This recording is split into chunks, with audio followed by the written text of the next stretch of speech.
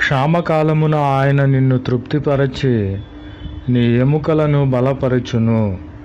Amen. క్షామకాలము అనగా కరువు కాలము వచ్చినప్పుడు మనకు కావలసిన ఆహార పానీయములు వస్త్రములనిచ్చి మనలను తృప్తిపరిచే దేవుడు, మన ఎముకలను బలపరిచే దేవుడు. కాబట్టి యెహోవా మనలను నిత్యము నడిపించేవాడుగా ఉన్నాడు. మనలను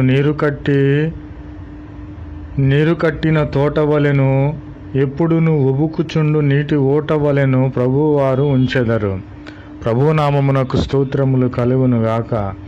నీరు కట్టిన తోట ఏ విధముగా అయితే పచ్చగా ఉంటుందో, ఎప్పుడు ఉబుకుచుండు ఓట, ఆ ఓట ఎప్పుడూ కూడా ఆగిపోకుండా ప్రవహిస్తూ ఉంటుందో, ఆ విధముగా మనలను చేసే దేవునిగా ఉన్నాడు.